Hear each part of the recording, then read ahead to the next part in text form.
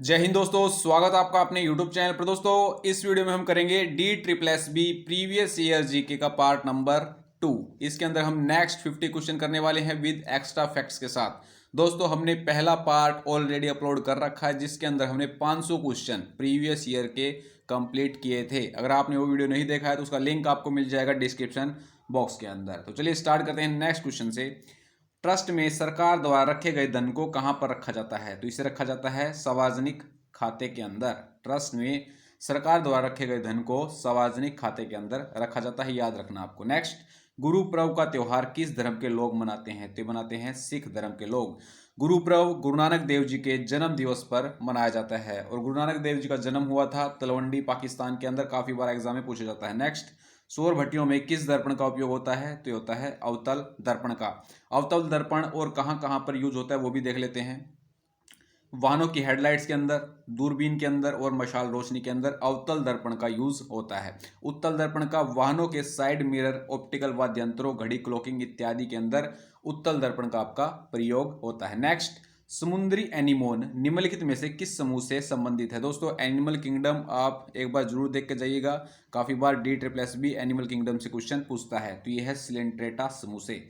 Coelenterata समूह के और अन्य उदाहरण जो कि मोस्ट इंपोर्टेंट है पूछ जाते हैं, जेलीफिश, समुद्री एनिमोन और हाइड्रा। ये सारे क्या है आपके? सिलेंट्रेट।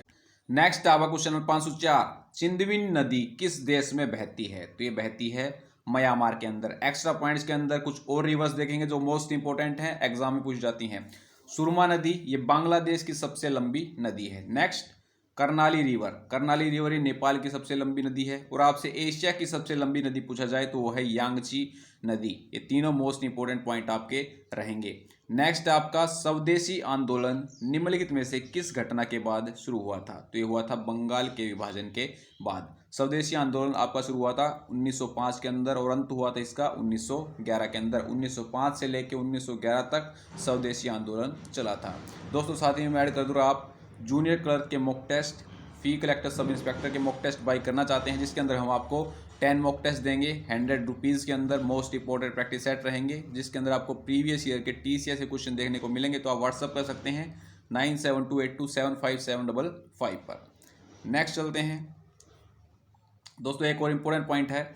बंगाल विभाजन के निर्णय की घोषणा 19 जुलाई 1905 को भारत के तत्कालीन वायसराय कर्जन के द्वारा की गई थी। एक मुस्लिम बहुल प्रांत का सृजन करने के उद्देश्य से ही भारत के बंगाल को 2 भागों में बांट दिए जाने का निर्णय लिया गया था। बंगाल का विभाजन 16 अक्टूबर 1905 को हुआ था। 16 अक्टूबर भी याद रखना है। बंगाल का विभाजन आपका हुआ था 16 अक्टूबर 1905 को और बंगाल के विभाजन के निर्णय की घोषणा की गई थी आपकी 19 जुलाई 1905 को। दोनों इंपॉर्टेंट डेट्स हैं, एग्जाम में घुमा फिरा के पूछ सकता है। नेक्स्ट, भजन सपोरी किस वाद्य यंत्र को बजाने से संबंधित हैं? तो ये है संतूर वादक। एक्स्ट्रा पॉइंट्स देख लेते हैं दोस्तों, सारे मोस्ट इंपोर्टेंट हैं और करंटली हाईलाइटेड थे ये क्योंकि इनका हाल ही में निधन हुआ है। मच्छिंद्र नाथ पांडेश्वर ये आपके सैक्सोफोन वादक थे। नेक्स्ट आपके पंडित शुभंकर बनर्जी ये आपके तबला वादक थे, इनका भी हाल ही में निधन हुआ है। नेक्स्ट, चेमाचेरी कुन्हिर मण नायर ये थे आपके प्रसिद्ध कथकली नर्तक गुरु। नेक्स्ट, पंडित देवव्रत उर्फ देबू चौधरी बोलते हैं, ये सितार वादक थे। नेक्स्ट, TN कृष्णन तो ये थे आपके वायलिन वादक। सारे मोस्ट इंपोर्टेंट हैं, करंटली हाईलाइटेड हैं ये। नेक्स्ट, उत्तर भारत में किस त्योहार को फसल उत्सव के रूप में मनाया जाता है? तो यह है बैसाखी। कहाँ मनाया जाता है? पंजाब के अंदर। नेक्स्ट, मरियाना ट्रंच पृथ्वी का सबसे गहरा हिस्सा किस महासागर में स्थित है? तो यह है प्रशांत महासागर के अंदर। नेक्स्ट, पोंगल का तीसरा दिन किस रूप में मनाया जाता है? तो ये होता है पोंगल का तीसरा दिन होता है आपका मट्टू पोंगल। एक्स्ट्रा पॉइंट्स देख लेते हैं पोंगल के बारे में। पोंगल का त्यौहार मुख्य रूप से सूर्य की उपासना के लिए मनाया जाता है। ये क्वेश्चन भी आपका पूछा गया है। पोंगल का त्यौहार किसकी उपासना के लिए मनाया जाता है? तो ये सूर्य की उपासना के लिए मनाया जाता है। पोंगल का त्यौहार तमिलनाडु में पूरे उत्साह और जोश के साथ मनाया जाता है। 4 दिनों तक चलने वाला इस त्यौहार के पहले दिन को कहते हैं भोगी पोंगल। दूसरे दिन को कहते हैं सूर्य पोंगल, तीसरे दिन को कहते हैं मट्टू पोंगल और चौथे दिन को कहते हैं कन्नम पोंगल। चारों के चारों डेज आपको याद रखने। पहले दिन को कहते हैं भोगी पोंगल, दूसरे दिन को सूर्य पोंगल, तीसरे दिन को मट्टू पोंगल और चौथे दिन को कन्नम पोंगल कहते हैं। सूर्य की उपासना मनाया जाता है तमिलनाडु के अंदर। 4 दिन चलता है। पहले दिन को कहते हैं भोगी पोंगल, दूसरे को कहते हैं सूर्य पोंगल, तीसरे को कहते हैं मट्टू पोंगल और चौथे कहते हैं कन्नम पोंगल। नेक्स्ट, खालिस्तान की घाटी सतपुड़ा और विंध्य के बीच में स्थित है, तो यह है नर्मदा घाटी। नर्मदा घाटी आपकी सतपुड़ा और विंध्य के बीच में स्थित है। नर्मदा से लेके इंपॉर्टेंट पॉइंट्स आपके जो कि पूछे जाते हैं एग्जाम के अंदर। नर्मदा नदी का उद्गम स्थल कहाँ पर है, याद रखना आपको, अमरकंटक के अंदर। और तवा नदी नर्मदा नदी की सबसे लंबी सहायक नदी है। दोनों मोस्ट इंपॉर्टेंट पॉइंट हैं, एग्जाम में पूछे जा चुके हैं।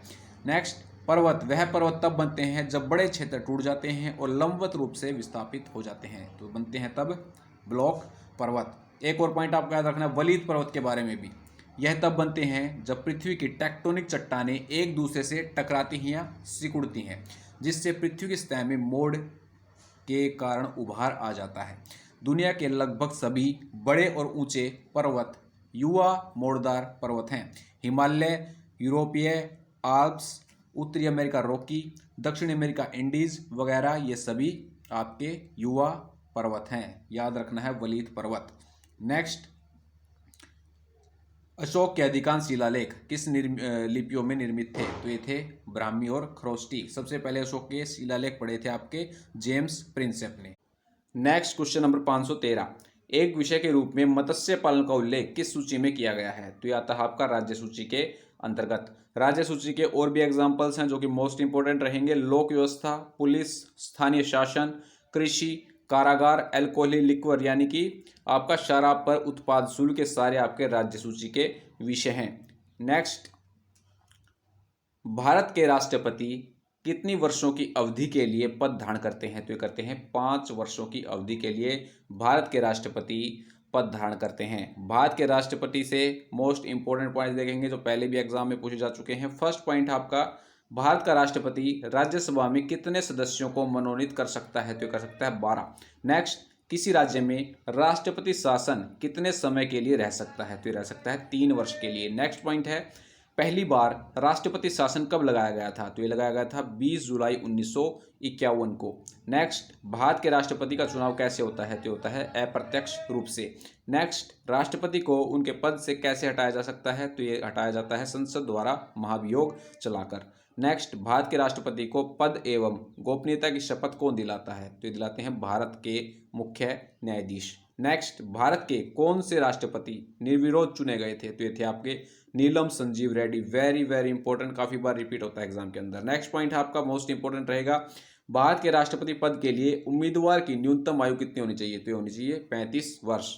नेक्स्ट, राष्ट्रपति का चुनाव किस पद्धति द्वारा होता है, तो राष्ट्रपति का चुनाव होता है आपका समानुपातिक प्रतिनिधित्व एवं एकल संक्रमणीय प्रणाली के द्वारा। नेक्स्ट क्वेश्चन पर चलते हैं, क्वेश्चन 515, प्लासी के युद्ध में सिराजुद्दौला की हार के बाद बंगाल का नवाब किसे बनाया गया था, तो बनाए गए थे मीर जाफर को। प्लासी का युद्ध आपका होता है 1757 के अंदर। नेक्स्ट, भारतीय संविधान के अनुच्छेद 5 से 11 निम्नलिखित में से किससे संबंधित हैं, तो ये है नागरिकता से।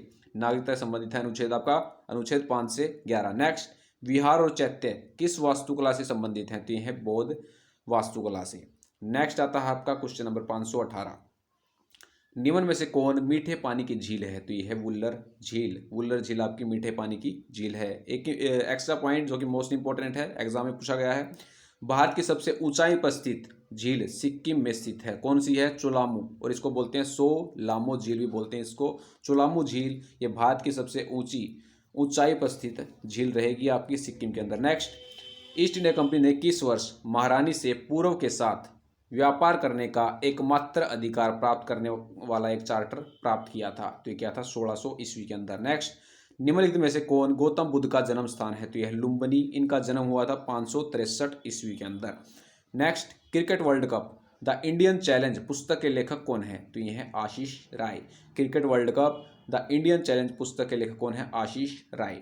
नेक्स्ट, भारतीय संविधान के किस अनुच्छेद के तहत समान नागरिक संहिता दी गई है, तो ये है अनुच्छेद 44। अगला क्वेश्चन है, निम्नलिखित में से किस राजा ने सांची स्तूप का निर्माण करवाया। सांची का स्तूप आपका कहाँ पर है, मध्य प्रदेश के अंदर, और इसका निर्माण करवाया था अशोक ने। नेक्स्ट,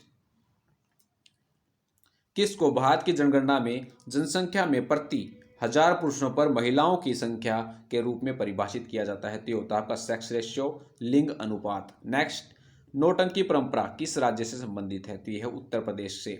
उत्तर प्रदेश के कुछ प्रमुख लोक नृत्य भी देखेंगे, रासलीला, रामलीला, ख्याल, नौटंकी, नकाल, स्वांग, दादरा और चरकोला, ये सारे आपके उत्तर प्रदेश के लोक नृत्य हैं, मोस्ट इंपॉर्टेंट हैं।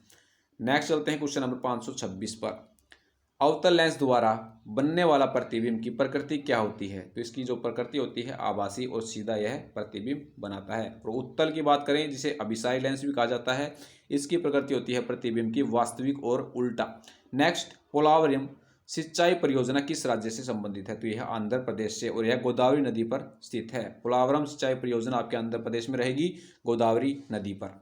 नेक्स्ट, भ्रूण को किसकी मदद से मां के रक्त से पोषण मिलता है? तो मिलता है बीजांडसान या अपरा, जिसको इंग्लिश में बोलते हैं प्लेसेंटा। नेक्स्ट, बड़े गुलाम अली निम्नलिखित में से किस कला के लिए प्रसिद्ध हैं? तो ये है गायन कला से।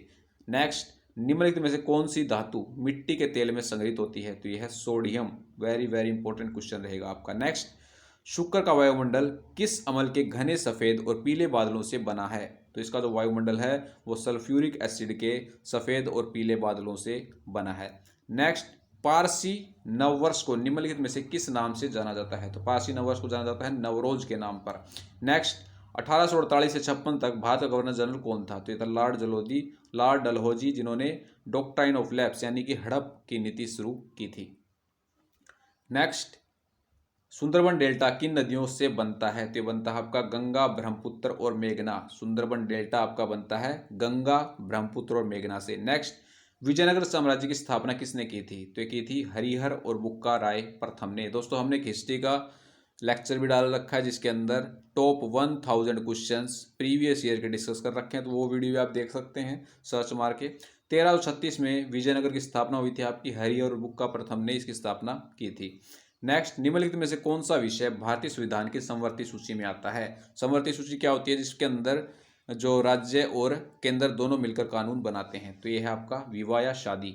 और देख लेते हैं एग्जाम्पल, आर्थिक नियोजन, आपराधिक मामले, जनसंख्या नियंत्रण व परिवार नियोजन, शिक्षा, वन, विद्युत, दंड प्रक्रिया और विवाह, ये सारे आपके समवर्ती सूची के विषय हैं, याद रख लेना। नेक्स्ट, किस युद्ध के बाद सालबाई की संधि पर हस्ताक्षर किए गए थे? तो ये किए गए थे प्रथम आंग्ल मराठा युद्ध के बाद, और यह चला था आपका 1775 से 1782। ये भी आपको याद रखना है। सालबाई की संधि किस युद्ध में हुई थी? प्रथम आंग्ल मराठा युद्ध। नेक्स्ट, हरिसेन निम्नलिखित में से किस शासक के दरबारी कवि थे? तो ये थे समुद्रगुप्त के। नेक्स्ट आता है आपका, निम्नलिखित में से किस दो वास्तुकारों ने नई दिल्ली और इसके महत्वपूर्ण भवनों को डिजाइन किया था? तो ये थे आपके जॉर्ज एचिसन और हर्बर्ट ब्रैकर। इन दोनों ने दिल्ली और जो उसके महत्वपूर्ण भवन थे उनको डिजाइन किया था। नेक्स्ट, बाबर का उत्तराधिकारी कौन था? तो ये था हुमायूं। बाबर का उत्तराधिकारी कौन था? हुमायूं। नेक्स्ट, जीवन और व्यक्तिगत स्वतंत्रता के संरक्षण का अधिकार भारतीय संविधान के किस अनुच्छेद के अंतर्गत आता है? तो यह है अनुच्छेद 21। जीवन और व्यक्तिगत स्वतंत्रता के संरक्षण का अधिकार आता है आपका अनुच्छेद 21 के अंतर्गत। नेक्स्ट, संसद सदस्यों या सांसदों और विधानसभा के सदस्यों की निर्भरता यानी कि दल बदल आपका किस अनुसूची के अंतर्गत आता है? तो आता है 10वीं अनुसूची के अंतर्गत। नेक्स्ट, उद्रपातन, इंग्लिश में बोलते हैं इसको सब्लिमेशन, एक प्रक्रिया है जिसमें ठोस सीधा गैस में परिवर्तित हो जाता है। ठीक है, जनरली जो सॉलिड होता है वो लिक्विड में कन्वर्ट होता है, लेकिन सब्लिमेशन एक ऐसी प्रोसेस है जिसके अंदर सॉलिड सीधा आपका गैस में परिवर्तित हो जाता है। नेक्स्ट, आर्थिक मामलों की कैबिनेट समिति के अध्यक्ष कौन होते हैं? तो ये होते हैं प्रधानमंत्री। नेक्स्ट, कपड़ा उद्योग में कपास और लिनन के विरंजन के लिए निम्नलिखित में से किस रासायनिक यौगिक का प्रयोग किया जाता है? तो यह आपका कैल्शियम हाइपोक्लोराइड। नेक्स्ट, बांग्लादेश में किस भारतीय नदी को जमुना के नाम से जाना जाता है? तो यह आपकी ब्रह्मपुत्र। नेक्स्ट, सामान्य दृष्टि वाले मानव के मामले में स्पष्ट दृष्टि की न्यूनतम दूरी क्या है? तो यह 25 सेंटीमीटर है। मोस्ट इंपोर्टेंट क्वेश्चन है, काफी बार पूछा जाता है। नेक्स्ट, किस नृत्य को वटकाली के नाम से भी जाना जाता है? तो यह आपका संगकली। ये कहाँ का नृत्य है? केरल का। नेक्स्ट, एल्यूमिनियम के बर्तनों को जंग से बचाने के लिए उनके एनोडाइजिंग की प्रक्रिया में किस अमल का प्रयोग किया जाता है? तो यह आपका पतला सल्फ्यूरिक अमल। एल्यूमिनियम के बर्तनों को जंग से बचाने के लिए जब उसके अंदर एनोडाइजिंग की जाती है तो सल्फ्यूरिक अमल, डाइल्यूट सल्फ्यूरिक अमल का प्रयोग किया जाता है। नेक्स्ट और लास्ट क्वेश्चन है, 1 जनवरी 2019 को मैक्सिको के सर्वोच्च नागरिक सम्मान order of the Easter eagle से किसे सम्मानित किया गया? ये क्वेश्चन आज तक पूछा जाता है एग्जाम के अंदर, तो ये दिया गया था प्रतिभा पाटिल को। तो दोस्तों ये था हमारा पार्ट नंबर 2। वीडियो अगर आपको अच्छा लगे वीडियो को लाइक करें, चैनल को सब्सक्राइब करें, दोस्तों के साथ शेयर करना ना भूलें। मिलते हैं नेक्स्ट वीडियो में। जय हिंद, जय भारत।